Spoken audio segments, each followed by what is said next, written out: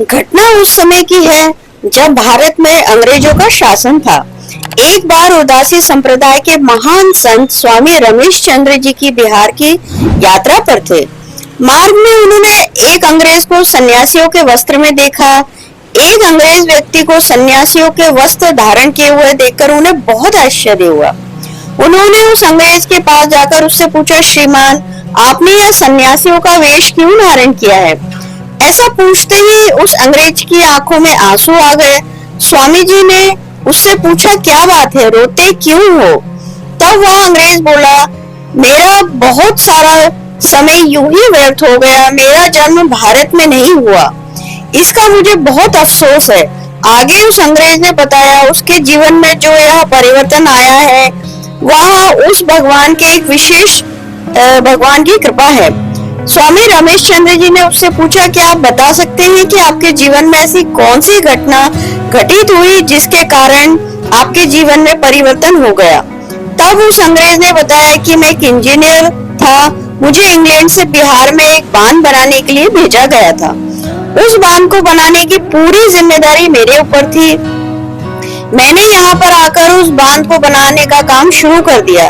धीरे धीरे बांध बनने लगा। बांध अभी कमजोर था कि एक दिन बहुत जोर से मूसलाधार बारिश होने लगी। वहाँ बारिश इतनी तेज थी कि उसे देखकर मैं भयभीत हो गया। मुझे लगने लगा कहीं यह बांध बारिश के वेग में टूट ना जाए। अगर यह बांध टूट गया तो मेरे साथ इंग्लैंड सरकार का नाम भी खराब हो जाएगा और हमारे देश के नाम पर धब्बा लग जाएगा कि वहाँ के लोग काम ठीक से नहीं करते। बांध का निरीक्षण करने के लिए मैंने उसी बारिश में बांध पर जाने का फैसला किया। बारिश तो रुकने का नाम ही नहीं ले रही थी और बांध में दरारें भी साफ दिखाई देने लगी थी। उन्हें देखकर मेरा मन बहुत व्याकुल हो रहा था। मैं सोच रहा था, यदि यह बांध टूट जाएगा तो मैं भी इस बांध के साथ ही बह जाऊंगा और अपने प्राणों का विसर्जन कर दूंगा। यह सोचकर मैं उस बांध की तरफ बढ़ा।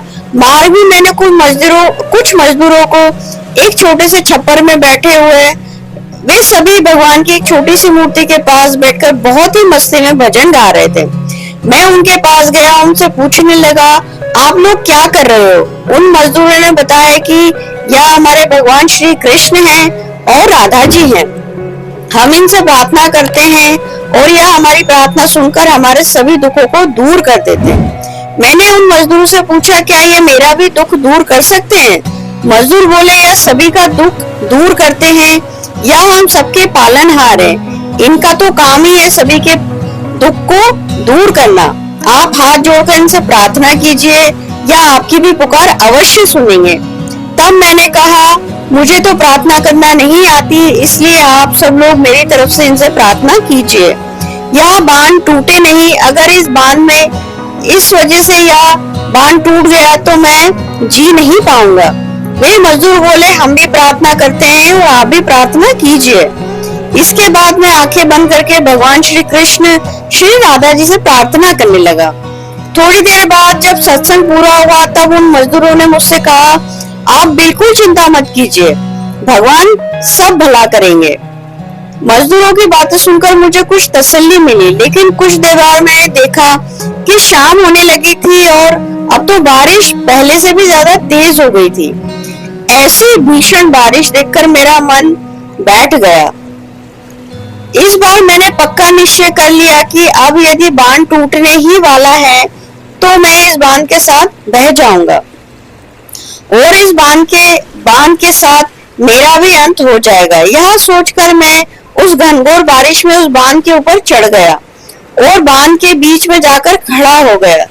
कुछ ही देर बाद मैंने देखा कि बांध के नीचे दो बालक मिट्टी से खेल रहे हैं। उन्हें इस प्रकार खेलता देख मुझे बहुत आश्चर्य हुआ। उनमें से एक बालक गोरा था और एक बालक सांवला था, जिसने मोर मुकुट पहन रखा था।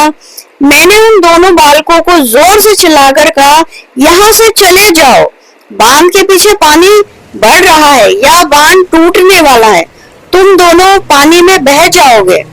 लेकिन वे दोनों बालक मेरी बात सुनने को तैयार नहीं थे। वे दोनों बालक मिट्टी उठा कर बांध की दरारों में भर रहे थे। मैंने बार बार चिल्लाकर उन दोनों बालकों को वहां से चले जाने के लिए मैं कह रहा था, लेकिन वे दोनों बालक मेरी बात सुन ही नहीं रहे थे। तब मैंने बहुत जोर से मजदूरों को आवाज लगाई और कहा, जल्दी से यहाँ आओ, देखो बांध के नीचे दो बालक खेल रहे हैं, उन्हें यहाँ से हटाओ।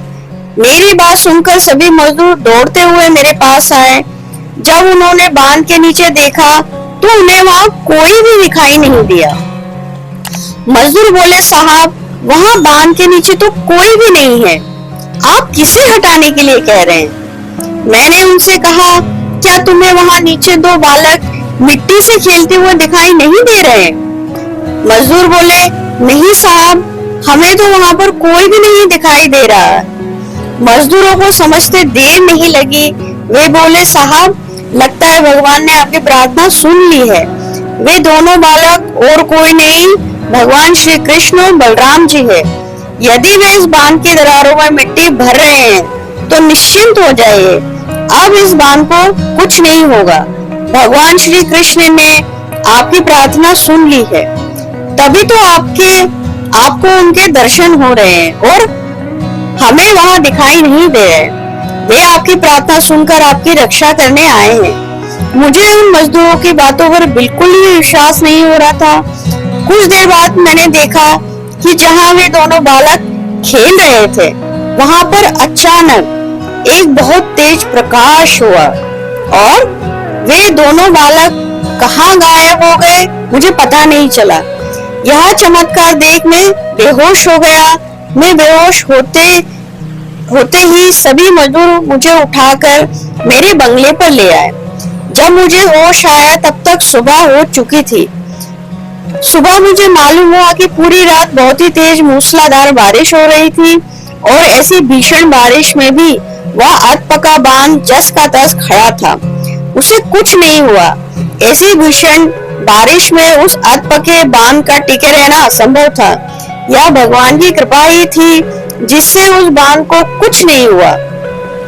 इस घटना के बाद मैं विचार करने लगा कि स्वयं भगवान श्री कृष्ण ने मेरी प्रार्थना सुनी और बांध की रक्षा करने आए।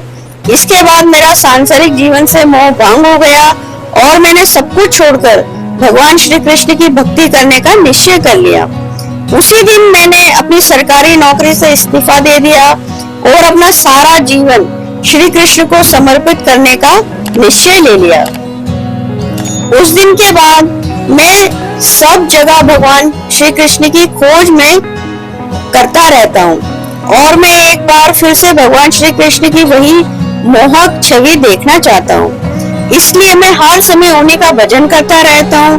भगवान श्री कृष्ण का भजन करके और उनका नाम लेकर मुझे अपार शांति का अनुभव होता है। ऐसा बताते बताते उस अंग्रेज की आंखें एक बार फिर से सजल हो गई। यह घटना भारत की आजादी से पहले की एक सच्ची घटना है। इससे हमें पता चलता है कि यदि हम भगवान का सच्चे हृदय से उनको हम पुकारें तो भगवान अपने भक्तों का मान रखने किसी न किसी रूप में अवश्य आ जाते हैं। वो आपको दर्शन देते हैं, आपकी हर अच्छी मनोकामना को पूरा करते हैं। दोस्तों, अगर आपको हमारी ये प्रस्तुति पसंद आई हो तो हमें कमेंट करना ना भूलें।